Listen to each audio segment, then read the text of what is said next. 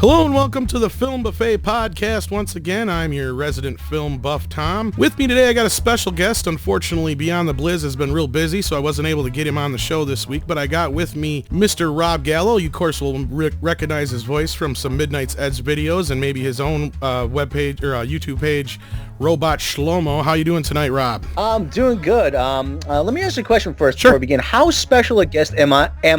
I mean, am I telethon special, or am I just like, maybe Fantasy Island special? I mean, is that somewhere between Lou Ferrigno and Tom Hanks? We'll give it that one. I'm the Adam West makes a special guest starring on Fantasy Island. Yeah. But yeah, so it's been a pretty eventful week, and I've been trying to wait for Beyond to do a show, but unfortunately I haven't been able to get a hold of him lately, so I figured I'm just going to get this done, even though I do have a snippet later on that we recorded with Mundane Matt himself. I'll play that during the show, so you guys can hear that when we talk about some things going on right now in Lebanon and Wonder Woman. But anyway, to start things off, there was some pretty big news the other day. Dan Aykroyd was talking about the remake of Ghostbusters. Big on to Ghostbusters again, huge, still going because they've just made a sequel, not a sequel, yeah, a remake of it. Yeah, the girls are great in it. Kate McKinnon and Melissa McCarthy, Kristen Wiig, what wonderful, wonderful players they are, and Leslie Jones. I was really happy with the movie, but it cost too much. And Sony does not like to lose money, and they don't. It made a lot of money around the world, but it just cost too much, making it economically not feasible to do another one. So it's too bad. The director, he spent too much on it, and he didn't shoot scenes we suggested to him. Several scenes that were going to be needed, and he said, no, we don't need them. And then we tested the movie, and they needed them, and he had to go back, and about 30 to 40 million in reshoots. So, yeah. Wow. So he will not be back on the Sony line anytime soon. I know Rob hasn't exactly seen the movie, but I know you've seen the video with Dan. What did you think of that? I think it's Dan's way of extending a middle finger to those involved without actually having to raise that appendage. He had to play ball when he had to. Yeah, it seems like the NDAs are probably up. That's a good possibility being a year later. Or a year later, he doesn't care anymore. Well, and then today he posted on his own Facebook page. It'll probably be yesterday by the time this is up or the day before. But, and I think you read that too, where he pretty much said the same darn thing. He didn't really change too much. I don't know what he was really clarifying, but how did you take that? I take it as he's not making any apologies for what he said. He goes, yeah, pretty much he's saying, I said it. What are you going to do about it? Right, and he sticks up for the girls again, but, like he says, unfortunately, they're not going to come back. And he basically says, without any hesitation, that Paul Feig will not be allowed back on the Sony lot. And I'm surprised we haven't heard from Mr. Feig yet about that. How do you expect him to react to that when he finally does? I expect Paul Feig to sort of just go off, and he likes to go out and buy new suits when he feels down. I mean, I gotta give it up to his fashion sense, but not a fan of his directing. But no, he's. I don't expect him to take it well, but again, there'll probably be radio silence on his part. I mean, what more can he say at this point? Right. I think that he probably wanted to, and his publicist or somebody like that probably stopped him because he's very outspoken. We know that. And he generally has no problems with pushing the blame onto others, especially when it comes to the matters of Ghostbusters. Now, like I think I said before, you haven't exactly seen the film yet, but you don't want to really get yourself into that kind of a position, it sounds like. No. I'd rather stay right where I am, being blissfully ignorant, as I call it, having a healthy level of ignorance on the whole Ghostbusters 2016 front, as it were. So yeah, I can imagine somebody's probably gotten to Paul Feig, an agent or a publicist, saying to him, don't make this worse. Please don't make this worse. Don't make this worse. Yeah, do you want to work again? Please don't make this worse.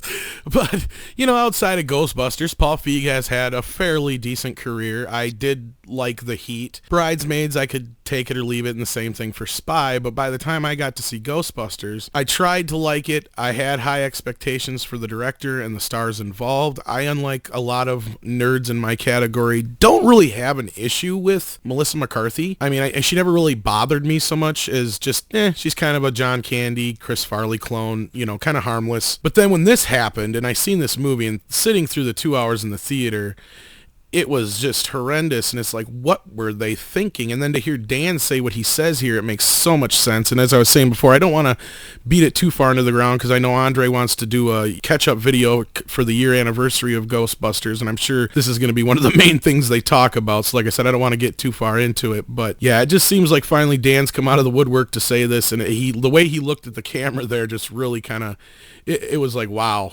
Evidently, Paul and him did not get along too well. Yeah, the only thing I can think of is the interview that made it. I don't know if it's gone viral yet, but the interview that he was doing was, I think, it was on Australian television. And does Dan? It looks like something, yeah. Yeah. Does Dan Aykroyd realize that these things now go everywhere, or well, do you think he's obviously he did, or I don't think he wouldn't have said something today on Facebook. But then again, it's like he didn't really take anything back. No, he's very unapologetic about it. Yeah, the only thing, and rightfully so. Yeah, the only thing I say about about Paul Feig is he has people do like what he does. I am just not a fan of that style of movie making, because a lot of his movies seem to be just improv. They are too, and it seems like and Ghostbusters is even worse, because not only does it feel like improv, it's not that funny, and you've got a lot of people who obviously have very big egos themselves trying to up the other over and over again. And when you do that instead of working off of each other, I'm sure if you've worked in any kind of, improv groups and stuff, you know what I'm saying, where if you're trying to keep one-upping the other person, all it's going to do is turn into a pissing match instead of a comedy show, as opposed to where you're giving and taking. That's the way it works best. And unfortunately in this film, that's not what I felt between these actresses. Yeah, I was in an improv group actually for about 3 or 4 years, and there were times where it was, you just try to one up each other, you step on each other's toes. But when improv does work, I mean, when it works well, it works well. But you can't really build a movie off of that. I mean, to do a 90-minute movie, it gets tiresome really fast. Well, even to bring up a good example, because I'm sure you've seen it yourself, like this is Spinal Tap. Even though it's almost all improvisation, there is still a story structure there, and they had an idea of what they were doing going into it. And the improvisation in that film lends itself to the way they were trying to make it a mockumentary of sorts. It doesn't necessarily work when you're talking about a 3-act comedy where there's got to be jokes, like real jokes, not just moments that are supposed to be funny. Well, the other thing too is the format. This is right in my wheelhouse. I love This Is Spinal Tap. Yeah, I was in a band for a while too, and so that really speaks to my inner musician. So, but the format, the mockumentary format, lends itself more to an improv style too. And there was another one, Best in Show, actually. Yep, they did a few together, but yeah, the same one. And there was A Mighty Wind too. Again, that was another one that was largely unscripted. Again, those mockumentary styles, those mockumentary styles lend themselves to more improvisation. A movie like Ghostbusters really needs a tight script. So I mean, and it sounded like that's not what Paul Feig was interested in dealing with, because Dan Aykroyd says right in the video, we told him you're going to need these scenes. And then we had to go back and spend another $30-40 million on these scenes to reshoot them. And I guess to double the piss off, it wasn't even a month ago that Feig come out blaming the entire classic cast and the original producer, Ivan Reitman, costing the production so much money because of royalties. And it's like, wow, you got the balls to come out and say that and then turn around and not listening to these people in the first place? So, I mean, I don't know if this is a shot fired back from Dan because of that. Yeah, actually, I think it is a shot fired back. I'm like, because, there was that whole thing about, and we covered this at Midnight's Ed extensively, that they tried to squeeze out Ivan Reitman. And it was in all the emails and everything that Amy Pascal was trying very hard to, and it seemed like it was more at the behest of Paul Feig, if that's the way you want to put it, because it was like Paul wanted to do it, but he didn't want to do a Ghostbusters 3. He wanted to do his own thing, which we all know what his own shtick is. It's kind of getting old now, but take a male type film like a buddy cop movie, Bachelor Party, what have you. Lethal Weapon was kind of like the inspiration for Heat, and Bachelor Party was kind of the inspiration for Bridesmaids, and of course the 007 films were inspiration for Spy. So I mean, you can see it's just like, okay, we take something that's typically a male, put female, male-dominated genre, yeah. Right, and we just flip it. And he thought he could do the same thing with Ghostbusters, and it was not a good idea, especially when you're trying to sit on the basis of, well, we're trying to fight for equality. Well, and I'm like you said, this has been covered to death by quite a few people, including Midnight's Edge and yourself, to where it's like, obviously, if you want to be equal, get men and women, and it should have been a sequel. And he's even admitted he knew that, but he still won't take any blame whatsoever for the disaster that was, you know. There's that old thing, like when somebody screws up, okay, mistakes were made, things were said, let's all move on. And like, that's right.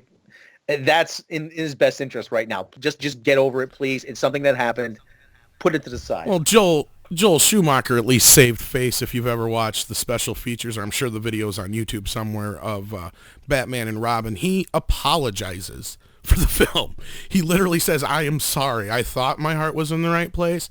Now looking back, I see what I did wrong, and I let a lot of the toy companies and Warner Brothers influence me in ways that I shouldn't have. So, I mean, at least he had the balls to come out and say, yeah, I screwed up. Sorry about that. So I could forgive him. You know, it's like, obviously you've seen what you did wrong. You know what you did wrong, and you're not going to, make excuses for it. You're taking responsibility for your actions.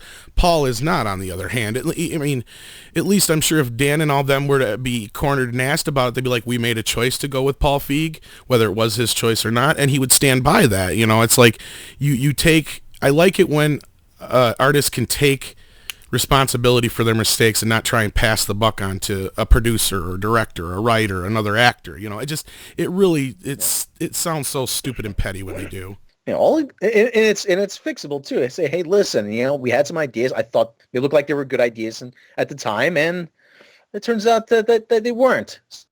So yeah, it happens. That kind of thing happens all the time in a creative context like that. I mean, you go forward what you think is a good idea, and it doesn't work. So, I mean, it's whether it's bad timing, bad execution, just whatever the reason.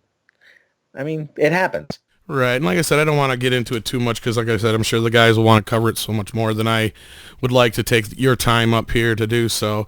So unless there was anything else you wanted to say specifically about the situation, we could probably move on to the next topic. I think I'm good here.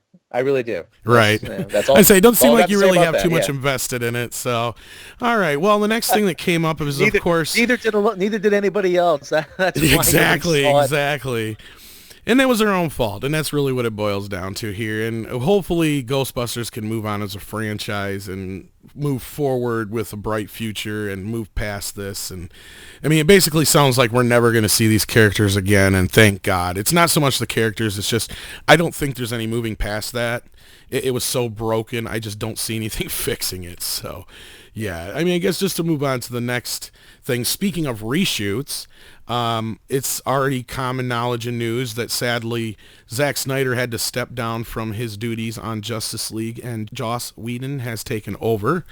And this, of course, happened sometime back in November, if you want to believe reports, in Charles Roven and a few other places. And of course, now he's completely taken over production. And as far as we know from reports, they've been reshooting since March, and they could possibly be reshooting all the way through July, which is just insane because that's longer than most, like 2 films it takes to film usually. So do you think that this means there's going to be a massive amount of change in the film altogether, or do you think he's really going to stick closer to what Snyder had? Maybe this is just to beef up certain scenes, or what do you think? I think that Justice League, as Zack Snyder had shot it in his original vision, is a hot mess. And if you believe reports, I understand. Yeah, okay, Zack Snyder's going through a difficult time. Okay, everybody just lay off him right now. Okay, this has nothing to do with what he's going through now. Has nothing to do with Justice League. Separate the two. And I don't want to say anything about him personally, but as far as directing Justice League, I take you've seen my review of Batman versus Superman. Yes, I have. Like I said, and I will post a link down below. thank you very much. It was like I said, it was a colossal swing and a miss on every single level. I can't help but think that it was going to be pretty much the same thing for Justice League, that it was going to be a dumpster fire from beginning to end. And I was going to have to sit through another well-intentioned Batman v Superman 2.0. Yeah, pretty much. Batman v Superman. And I saw one of the things that got me, I don't want to say disinterested, but one of the things that just made my whole level of enthusiasm sink for Justice League when I saw the first still of Henry Cavill in the black suit, in that dopey black Superman suit from the 90s. I'm like, can I curse this on the show? Sure, absolutely. Because that's the only way I just said, mother fuck me. They're actually going to follow through with that dumbass Death of Superman story from beginning to end. Right. I'm not sure if the photo you're talking about is real or not. I know that there's been a lot of doctored ones out there. And I mean, he did have a black suit for a few minutes in Man of Steel, and I'm not sure if that's the one they're going to call back to. But in all the stuff we've seen so far, he looks exactly like he does in Batman v Superman. So I'm not sure if what they're hiding or what they're showing, but I think you're right. I think they are going to go with the black suit. Yeah, the black. I just hope he doesn't have that stupid mullet, and then that would be incredible. That would be the cherry on top of a particularly bad shit Sunday. It really would be. Oh my god. I mean, I'm not even sure we're gonna get much Superman in the film. I have a weird feeling that if we do, it's going to be the last maybe quarter of the movie, if not 10, 15 minutes for the final battle, just for him to come in enough time to save the day. Because you got that one shot in the trailer of Lois looking up, so you know what she's looking up at, most likely. Oh, yeah. I mean, so it's like, okay, so we know that's probably going to happen, and we already have heard enough rumors that they are going to basically, when they do resurrect his character, he's going to be kind of a new version of Superman of sorts, like, a cocooned butterfly taking flight, however you want to put it. So, I mean, we've even seen this in the New 52. I don't know if you're familiar with the run at all, but I've heard news that they're basically kind of transitioning Superman back to the old style of Superman in a lot of ways, not only in design, but in character as well. So do you feel like that's probably what we're going to see? Like they're transitioning back to the classic sort of Golden Age Superman that we're all familiar with? I mean, that's... Pretty much, yeah. I'd like to see that, but I'm wondering right now just how much is Joss Whedon going to change? How much of this film is he going to go back? How much is going to get scrapped? How much of it's going to get left on the cutting room floor? How much is going to be rewritten? And just how much is going to be altered through the reshoots? Right. And are we? Well, yeah, that's really. I mean, is there going to be an ultimate director's cut? Is there going to be a Zack Snyder cut and a Joss Whedon cut that sometime in the near future? I mean, I don't know how complete this film was, but it sounds like they're going back and redoing everything, though. Right. If we're to believe the rumors, all the rumors and the news that we have together, which all kind of does correlate. I mean, as far as we know, that Whedon has been on board since November. I'm sure he was just assisting him for the most part. And then when, he had his family tragedy, I'm sure he took over a few days there and whatnot. And then it just seemed like Zach he obviously said he couldn't be there for his family and be there for the film and be completely invested in it. And that's completely understandable. And there's some people who want to say that this was just an excuse for him to leave, and Warner Brothers is just using this excuse now. And there's some weight to that, considering why wouldn't he have left back in March when this first happened? And that's understandable. But then some people do kind of bury themselves into the work after a family tragedy. We don't want to, theorize about that so much. What we want to theorize about is, like you said, what is being reshot and what's going on. And I guess to be fair, right up front, we've got to say they have reported that it has been very difficult to get the entire cast back together to do a lot of these reshoots. And that's probably very true, because you've got a lot of very big people who are doing a lot of stuff. And I guess Momoa's shooting Aquaman way far away from where they need him to be. And I'm sure Ben Affleck's busy and so on and so forth. So, I mean, that's understandable that might be part of the reason it's taking so long to do this. But then that just tells me that we're going to get a lot of green screen. Does that mean that must mean he's shooting character scenes with everybody?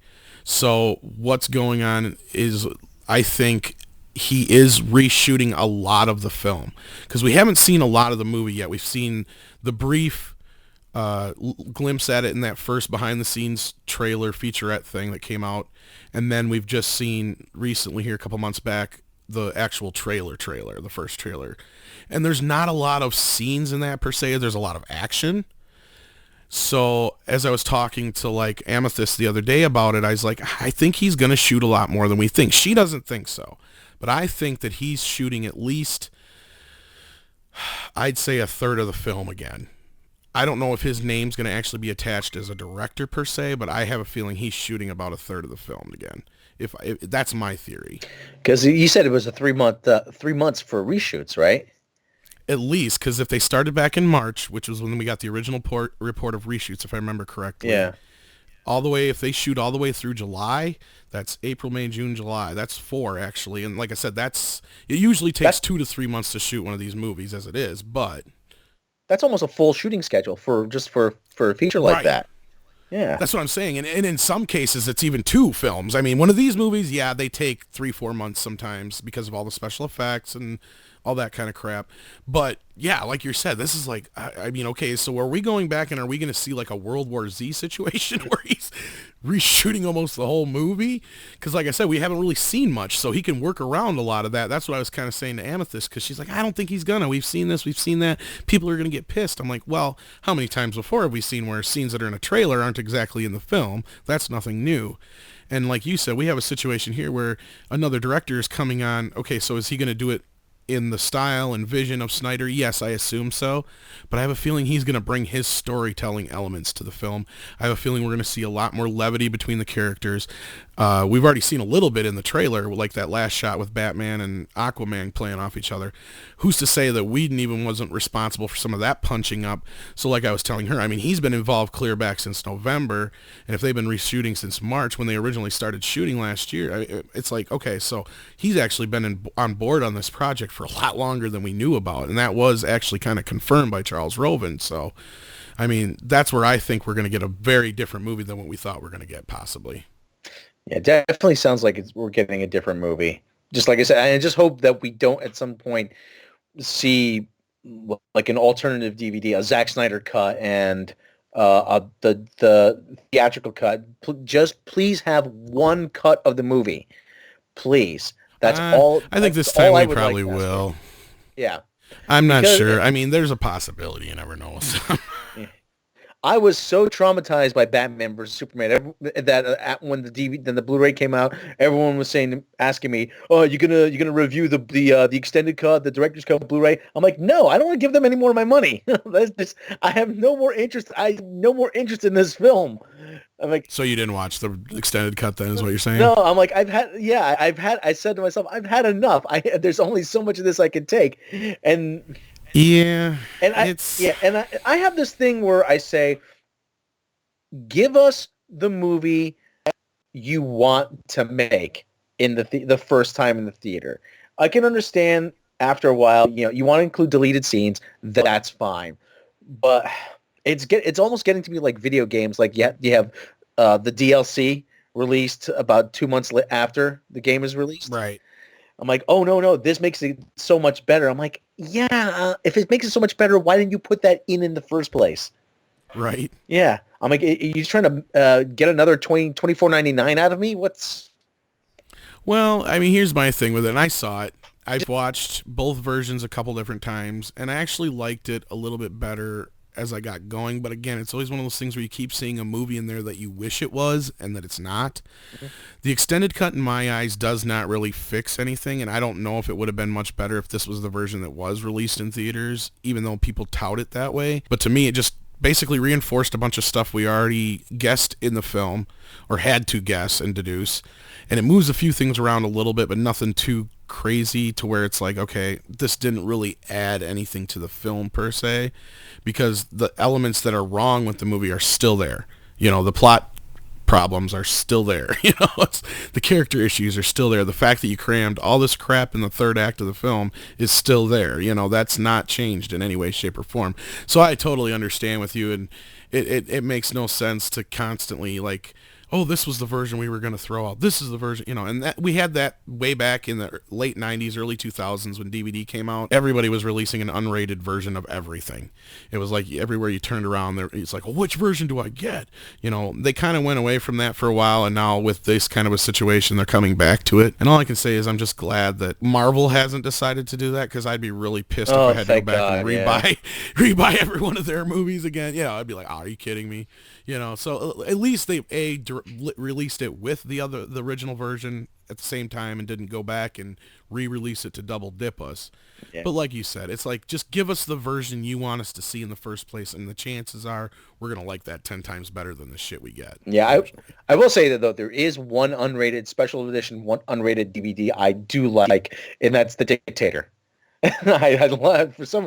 There's a few, but...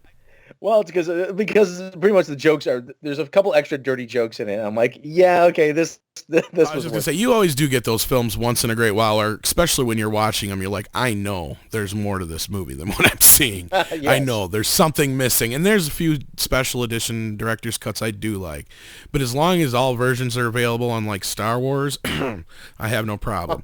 So it's just one of those things. So I think we've kind of covered that a little bit, to the point where till we actually see the film or some more trailers, we're not going to really know what we're getting. So I think until we get that next trailer, there's really not much else we can really touch on that, unless there's something you wanted to say on that. I think we've covered enough of that. And like I said, I just want to just reiterate, for everyone who's, there was a big thing. People were glad Zack Snyder's off the film. Just, please, just give him the distance he needs. Just, don't be a jackass about this. Okay. Right. That's all I like to say. We all have, tragedies can befall anybody. Yeah, nobody's immune to that. So don't be an asshole. And nobody knows the truth about the whole situation. So don't, like I said before, we don't want to theorize about it. I've heard enough people talk about it. Yep. And I'm not even happy about the situation, and I didn't like what Zach was doing. So, like I said, just don't be an asshole about it. So. It's like one of those things, it's like a kid in school you really don't like, and he moves away and you still feel bad because it's like, well, I didn't want him to leave. It's like, yeah, pretty much. But, it's like, that's kind of crappy. I didn't want to have to deal with him, but not like that, or something. Yeah, pretty much. Yeah, that's actually a really good analogy. So that's I think we've covered that pretty well. So speaking of DC then, I know you didn't get to see Wonder Woman yet. You said you're going to wait a little while till you see it. I did see it. I wasn't as impressed as I was hoping. I was a little disappointed. I'll post my review down below. I was probably a little harsh in my review at the time because I was just so upset at the movie. Don't take my review the wrong way. If it's something you think you're going to like, go ahead and see it, because it is probably the better story-wise of the DC films, but to me it just still carried over too many of the issues of the other films that it bothered me, especially like the slow-mo and the extra darkness and so forth, and the third act being a mess for some reason. They can't end a movie for some reason. I don't know what it is. But anyway, so this week, besides having some issues with the Alamo Drafthouse and their female-only showings of Wonder Woman going on, which we happen, Beyond and I happened to talk to Mundane Matt about. We also got a chance to talk to him a little bit about the situation going on in Lebanon, so I'm going to play that for you guys here, and then we might talk about it a little bit afterwards. So here you go.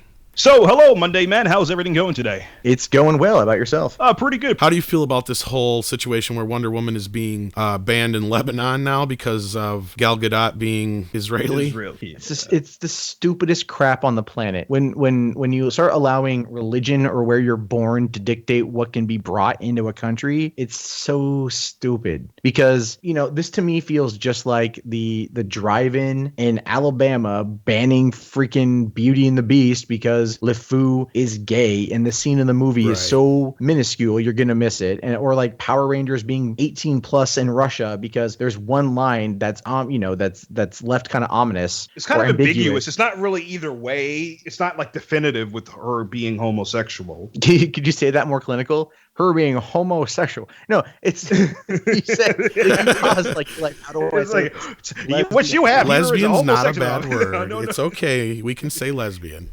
No, but I get it. The idea there is like it's just I don't know.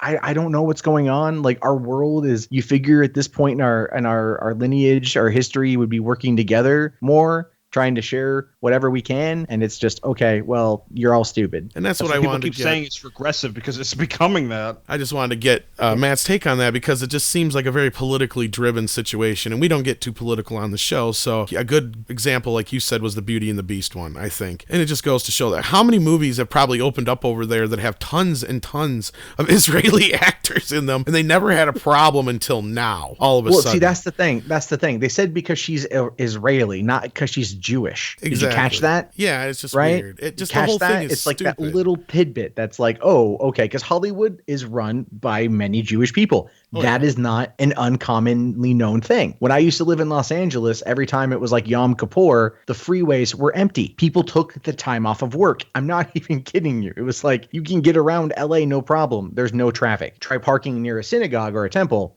You ain't going to find it. But the whole idea there is that like they're trying to frame it in a way where they want to say, well, it's the Jews, but it's not the Jews. Because we don't want to not get these movies in here, you know.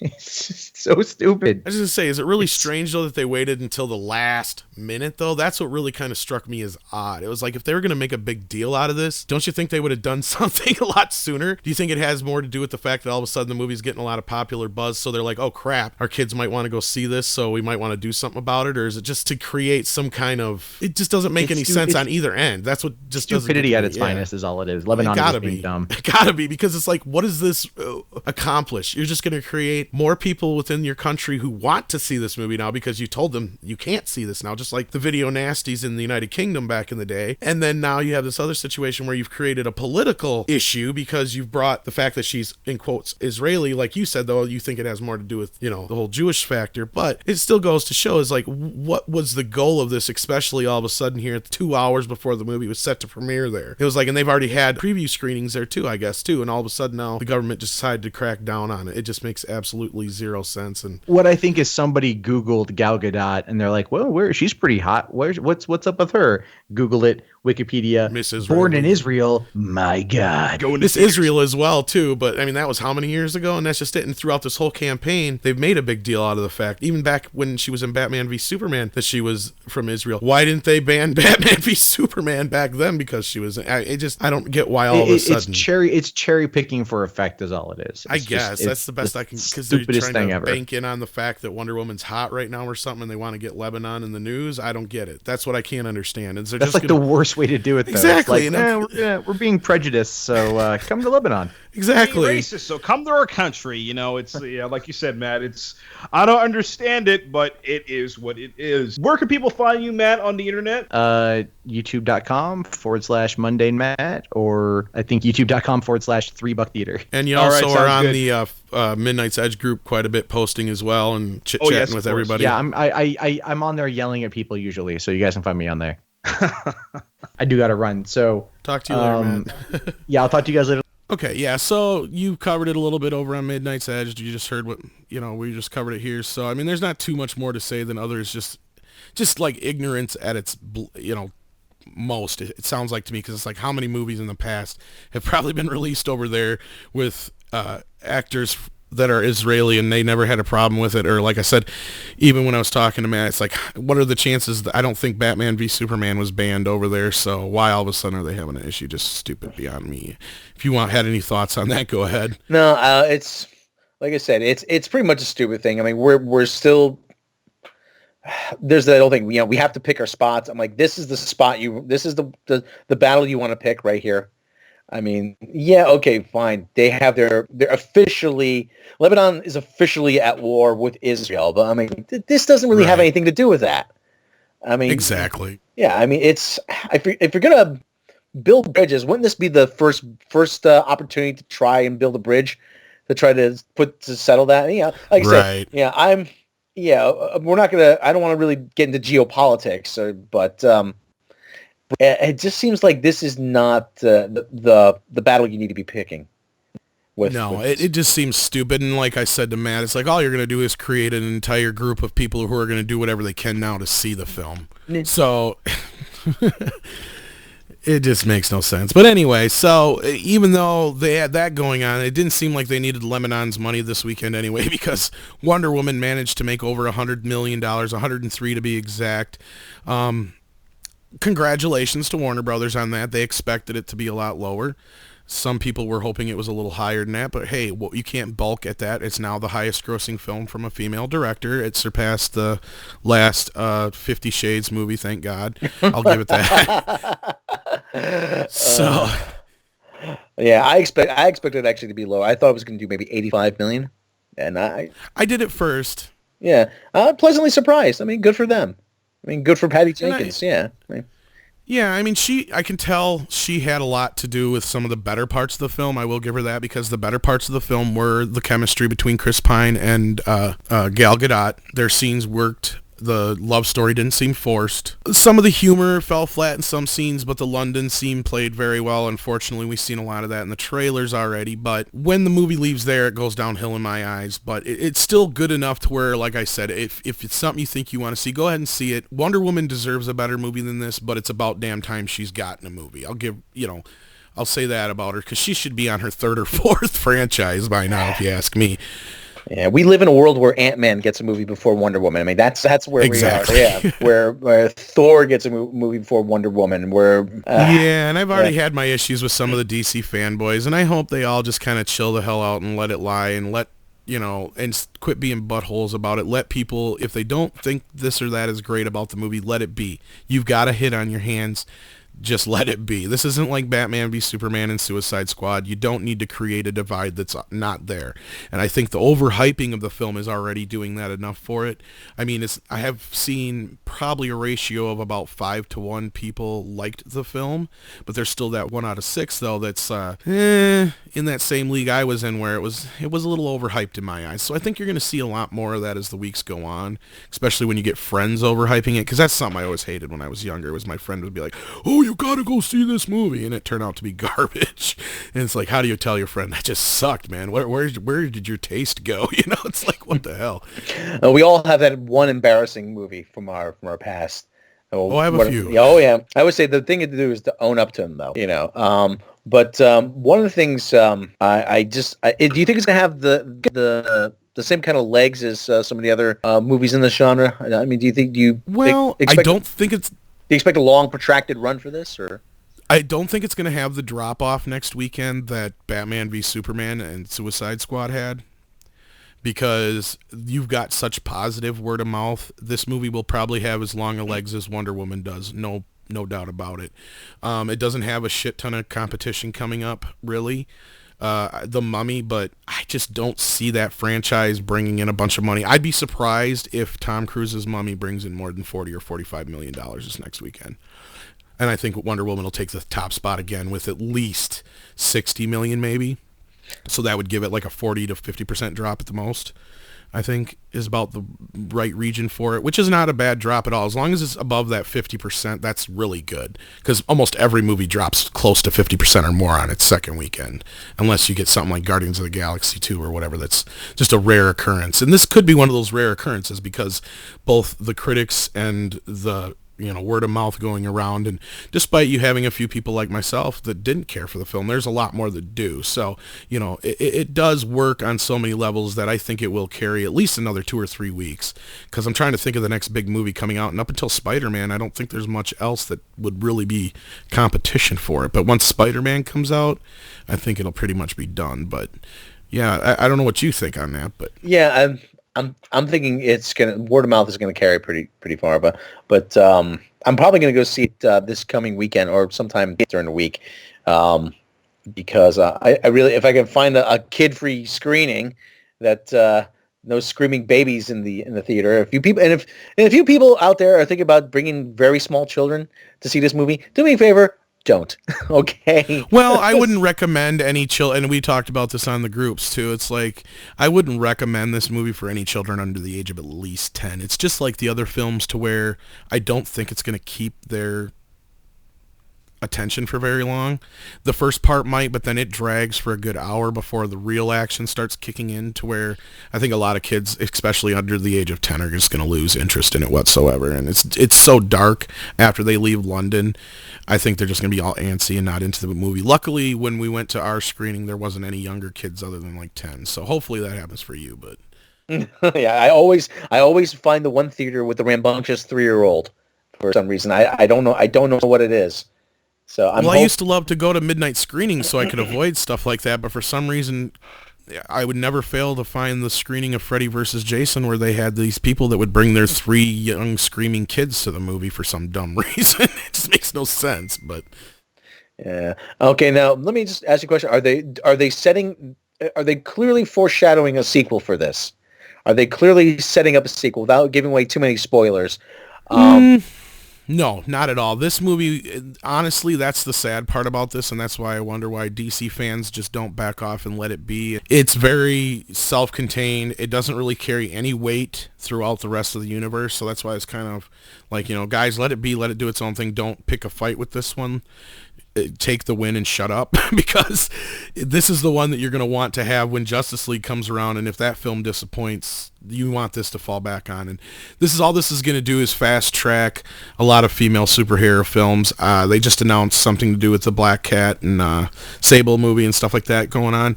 That's going to get fast tracked. That's coming out next October instead of Venom. We're not going to see Venom next October. That's going to get pushed off at least a year or better, and they're going to fast track this now. And they're definitely going to do a part 2 of Wonder Woman, and that's supposed to take place in the modern time from what I just read earlier. So that's in the pipe already, of course. So it really bears no weight on the rest of the series whatsoever. If anything, it just tells you the story of the picture that we see in Batman v Superman, basically. Okay, yeah, that picture that we see with pretty much their version of the Howling Commandos, really. And it is, and that's the sad part, is if the movie didn't carry so much in the same vein of Thor and Captain America, it would have been a lot more entertaining, because it's like we've been there, done that, seen this before. And that's the first thing my girlfriend said when we walked out. She's like, it was just like Captain America, only boring. Oh, that's not good. And it does get boring at times. So I mean, be prepared for that. At least you're going in, I hope, with a little tempered expectations to where you'll come out and be like, all right, that was pretty good. And I've been getting a lot of that, more so with people who've seen it after kind of the buzz, now that they've seen kind of a multitude of reviews on the film instead of just positive. So I mean, it doesn't deserve the hype it's getting. Wonder Woman deserves a better film, but you will probably have a good time. That's the best I can give for it. Like, this is the film we got, and it's good enough. Basically, like I said in my review, it's like I don't see the better film in here like I did with the other films. This is probably the best we're going to get with this film, which means they probably should have just went with something different. But it doesn't have any major plot holes. It's a coherent story. It gets you from point A to B, a little slow, but it gets there. It does its job. The climax has turned a lot of people off. Even some of the people who are praising the film have to admit that the third act is a mess, and it is. And you'll see what we mean. I don't want to give too much away for you and anybody else who's listening. So, I mean, and it kind of gets to the point where when it does flash back to the present time, because it starts in the present, and then when we get to the end, it flashes back right where she was. And you kind of get this feeling like she made this whole journey for nothing, and I think you'll get what I'm saying when you see it. So, it is good. Go see it if you haven't yet, to make up your own mind. Don't take what I say with, to be like you deterrent at all. But it's getting way overhyped. Just look at it that way. It's like, okay, it's good, but it's not this Dark Knight good that everybody keeps saying it is. I mean, I even seen an article today trying to compare it to the first Superman film, and I'm like, don't. No. Because this movie has so much inspiration from that film that to say it's better than that film would be very hypocritical. It's like, Yeah, I hold that first Richard Donner Superman film up as the gold standard, really. I mean, that exactly. You cannot do much better. I mean, yeah, it looks a little dated now. Some of the effects look a little dated now, but you watch it today, and it's still a very solid film. Oh, yeah. It captures that era. It captures the character completely perfectly, especially from that era. Some people are going to say, oh, you're just a Christopher Reeve lover, but to this day, I still have yet to see anybody else take on the character on television or in films, that past or present, that just captured the spirit of Superman. I mean, like, people say, Henry Cavill looks good in the part. Yeah, but he just doesn't have the same spirit. He doesn't have... and he doesn't have to be the same way, don't get me wrong. He can do his own version of Superman, but to me it doesn't feel like he's owning the character so much. And Brandon Routh, bless him, he had no choice but to basically do his impression of Christopher Reeve's Superman, and he did a good impression, but it was what it was, and it was left in the past now, and we've got this new version, and I hope, if anything, Henry Cavill really has taken this time during this film to, I don't know, try and find himself in this character a little more or something, because, I mean, it's not all his fault, but he's got to find something in this character to grasp onto and not be Moper Man again. I just can't deal with that. Well, not to get too far off Wonder Woman, but when Henry Cavill was, I don't know if it's Cavill or Cavill, but Right. Hank. Can we call him Hank? I don't know. Sure. He's not listening, so good old Hank. When he was first announced in the role, I remember reading that Entertainment Weekly interview with him, and he had said he grew up in the UK. Never read a comic book, wasn't familiar with Superman at all. And my first reaction was to say, if I could have the chance to sit down with him, I would say, Henry, you have to understand how big a deal this is. This is not just any part. This is Superman. You have to get this right. And I understand that he has to work with what they give him, but I think not being familiar with what Superman is and what he represents, what the character represents, and how enduring the character is, really doesn't register. It didn't register with him at first. I mean, yeah, he went back. He says he went back and researched the role, but again, not coming from a place where that Superman is so ubiquitous. Truth, justice, and the American way. Standing up for those who can't stand up for themselves. Helping people, seeing the good in humanity. I mean, I think that really sort of drags him down and drags down his performance. Right. And not only that, I'm just not sure he was up to it. I'm not sure he's got the chops yet. I mean, I've seen him in other things, and he's okay, but I don't think he's some grandiose actor. And when you put guys like Ben Affleck and that around him, he's going to get kicked to shit on screen, not just literally, but figuratively, because these guys are able to act circles around you, and if in certain roles like this, it's not always give and take, and if you're gonna get chewed up and spit out if you're playing it like shit, which it did. I mean, you could tell the difference between the roles when you had Cavill doing the whole thing up to Batman and compared to Batman's performance out of Affleck. It was like two different worlds. This guy is not up to the task, I don't think, and I hope, if anything, he did learn a few things about the character, because it's not always so much about the powers, it's the fact that Superman, he's almost perfect in every way, and unfortunately that makes him an unrelatable character. And that's the same thing I kind of said about Wonder Woman, is if I was a woman, I don't know if I'd be able to relate to her too much in the film, because she is a god, and outside of the love story, she doesn't really have any real human moments outside of the humor, and some of those play off okay, some don't, because you have the situation with her, and like I said, not to get too much into it because I know you want to go see it. There's sometimes she's the smartest person in the room, and there's other times she's the dumbest person in the room. Oh, man. Yeah. And there's a lot of Chris Pine talking down to her in a lot of ways, or the common term now is mansplaining. I mean, throughout the whole movie. So, I mean, and I kind of even seen an article earlier about the whole thing with the whole feminist thing involved with it, how it's not really a good example of a feminist film. In a way it is, and in a way it isn't. Because of the way she's portrayed in the film, there's times that she is and there's times that she's not. I'll just put it like that. So, I mean, you kind of have the same situation here with Superman. I think with Wonder Woman, she had the luxury of not very many people have played the part yet to this point, and the version that she's playing is a very softer, more, how do I put it? More sincere, more sensitive version of... Kind of. She carries more of the sentiments of Superman.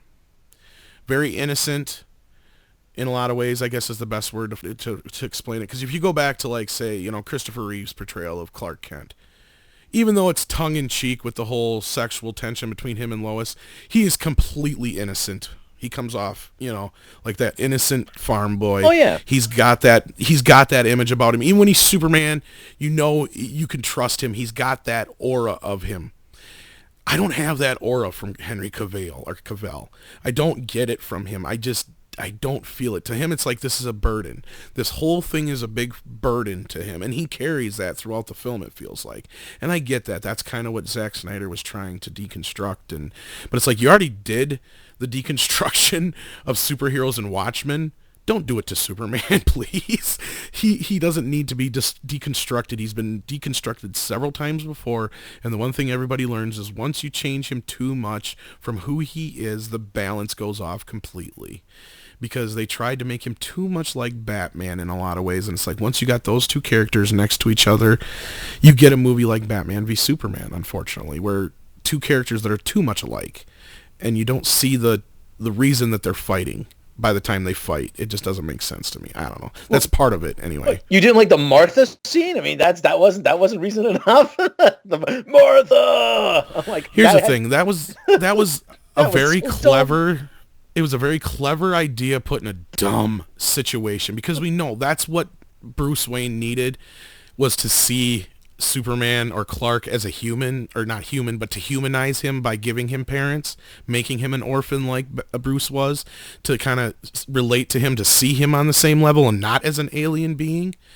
You needed that, but the way they handled it was so freaking dumb.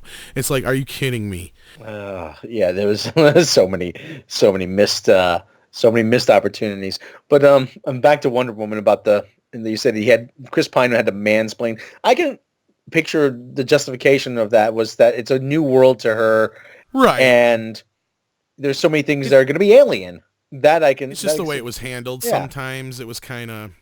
I'm surprised that it hasn't gotten more flack, I guess, is what I was kind of getting at.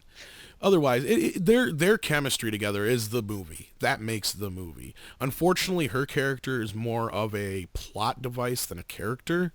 But when those two have their scenes together, it works. I will give it that. Yeah, actually now I have the Stanley Cup Finals. They're running one of the TV spots for Wonder Woman, and they're touting the fresh rating on Rotten Tomatoes for it. So, which is I don't put a lot of stock in the Rotten Tomatoes. Rotten Tomatoes is just an aggregator.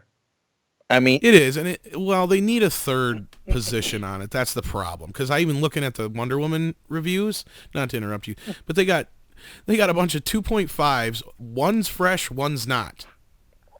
Yeah, how do you figure that? That's the problem. It gives you it's 96%, 94%, but it gives you no context. How many of that 94% are just borderline good, versus bad? Exactly. That's just it. It's like it was the same kind of thing before, and it goes both ways. And unfortunately, this is one of the things the DC boys are touting now, or DC fanatics, not just boys, but mostly boys.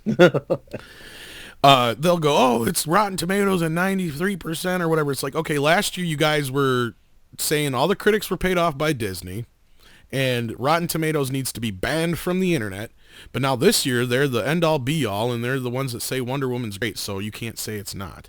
And that's the sad part, is at best it should probably be sitting around a 70-something, a high 70s at the most, but that's just my opinion on that. Yeah, I mean, I think there probably does need to be some more refinement on how they compile that rating. But like I said, enjoy it while you can. So that's all they need is ripe. You got certified fresh, you got ripe, and you got the other one. I don't know. Maybe they, instead of a tomato, they should change it to a banana, and they should do like the degrees of how brown the banana gets.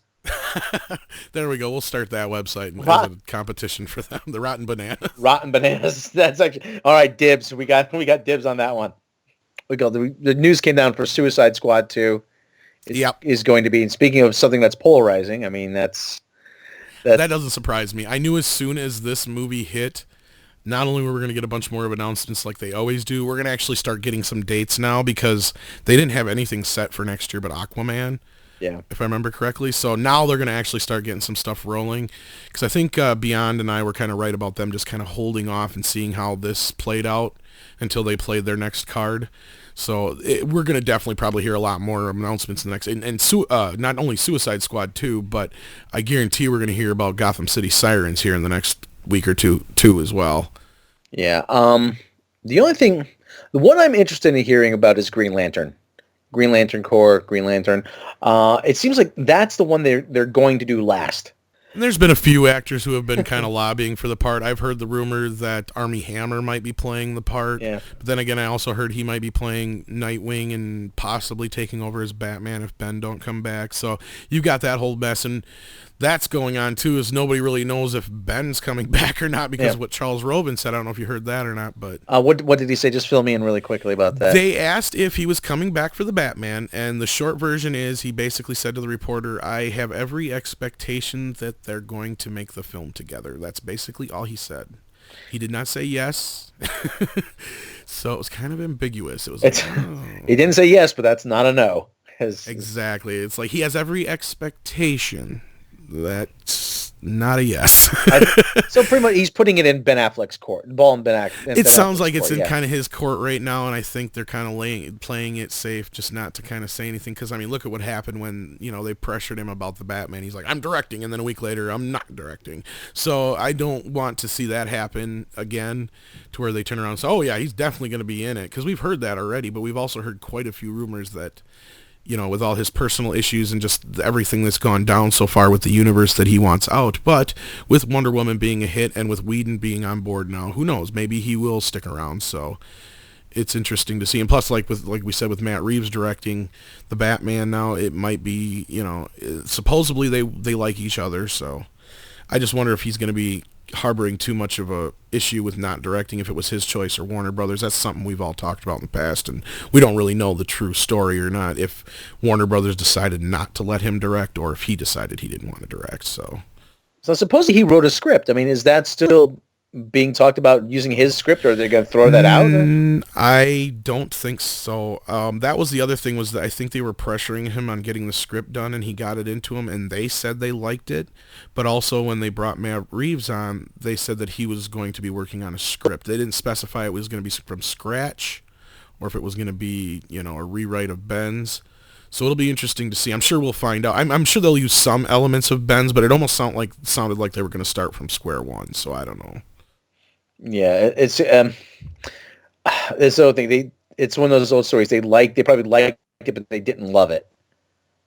So, that's true. I mean, and Ben straight up said he refused to make a Batman movie that was not up to his standards. Okay, sorry about that. Yeah, I mean, if you're gonna commit yourself to something like Batman, you're gonna want to make sure it's really good. I mean, I can totally understand that.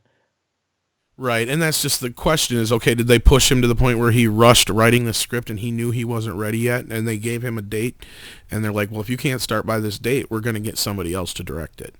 Or did they say, live by night, man. Sorry, we can't let you do this yet. You need to have another hit before we do. Or he just kind of said, with everything going on, I just don't have the time for this. It could be a combination of all three. We don't know. We'll probably never know until either 10 years down the road or whatever happens between now and Justice League. I'm sure we'll get some more announcements for sure. But it'll be interesting to see. I think he will come back at least for one or two more movies after this, because I know his contract has a few more, so I doubt he wants to break his contract and have to deal with anything like that. And yeah, secretly, I'm thinking he was waiting. Everybody was waiting to see what happened with Wonder Woman. Oh, yeah, and that's why I think we've gotten all these announcements already today. Warner Brothers is very pleased. We've already gotten Wonder Woman 2's set with Patty Jenkins. That came out earlier, and Suicide Squad 2 is ready to go. We knew we were going to hear about that, but like I said, I knew as soon as this hit, and we were going to get a hit come about Friday night when I knew they were going to make about $100 million this week, and I'm like, yep, we're going to get a bunch of movies announced Monday now. And I'll strike while the iron's hot. Oh, yeah, and people say, well, what's Marvel going to do? What about Captain Marvel? What are they going to do? Are they going to do? I don't think they're really worried about it. They've got Captain Marvel, but Marvel's doing what they're doing. I mean, Marvel's already got everything in the pipeline. What do they more do they need to announce? Right. I don't think they're going to push anything. I don't think they're worried. I don't think they're happy, if anything, because this shows that, okay, we've got a chance now with Captain Marvel. Because if there was probably any movie coming up that they were like, I don't know, since Doctor Strange, it's got to be Captain Marvel, because if anybody doesn't know who a character is, it's Captain Marvel.